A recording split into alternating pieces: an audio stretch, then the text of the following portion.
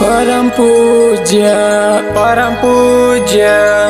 परम पूज्य गुरु घासीदास संत शिरोमणि बाबा जय हो गुरु घासीदास। संत शिरोमणि बाबा जय हो गुरु घासीदास।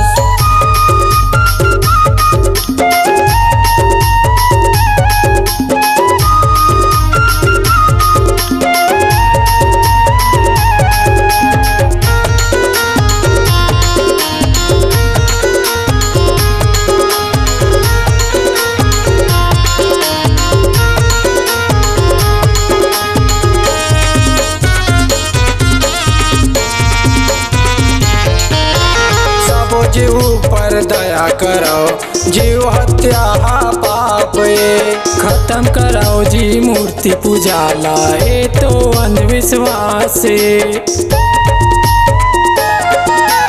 सब जीव पर दया कराओ, जीव हत्या पाप खत्म कराओ जी मूर्ति पूजाला ये तो अंधविश्वास।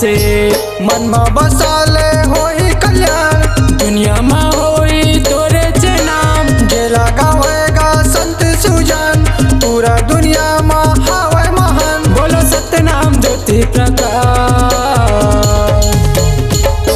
परम पूज्य गुरु घासीदास संत शिरोमणि बाबा जय हो गुरु घासीदास। संत शिरोमणि बाबा जय हो गुरु घासीदास।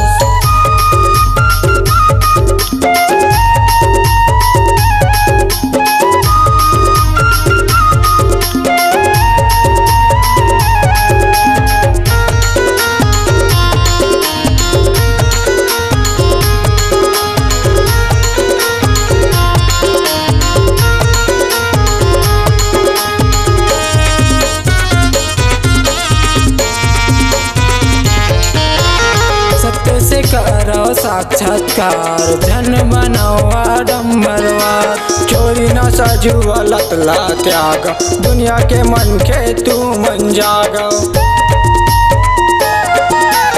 सत्य से करो साक्षात्कार धन बनाओ आडम्बरवाद, चोरी न सजुवलत ला त्याग, दुनिया के मन के तू मन जाग।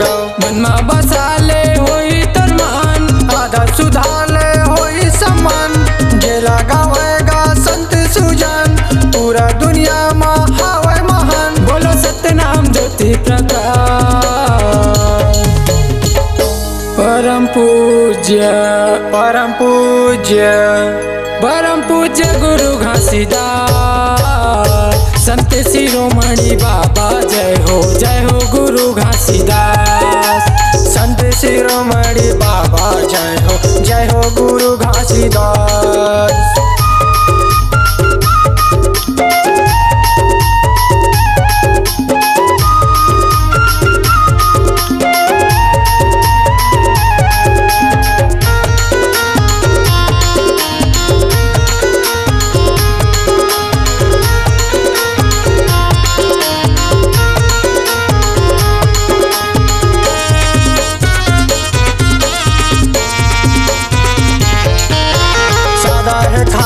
सादा जीवन बंद करो जी मांस भक्षण, पर स्त्री ला माता मानो, नारी के सम्मान करो।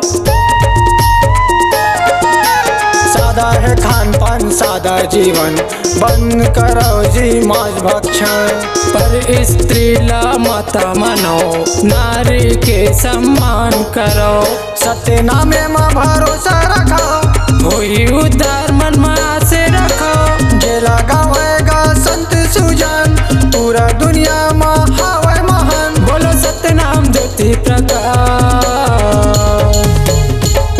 परम पूज्य परम पूज्य परम पूज्य गुरु घासीदास, संत शिरोमणि बाबा जय हो गुरु घासीदास।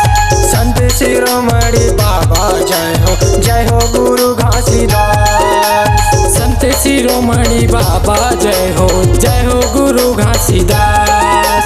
संत शिरोमणि बाबा जय हो गुरु घासीदास। संत शिरोमणि बाबा जय हो गुरु घासीदास। संत शिरोमणि बाबा जय हो गुरु घासीदास।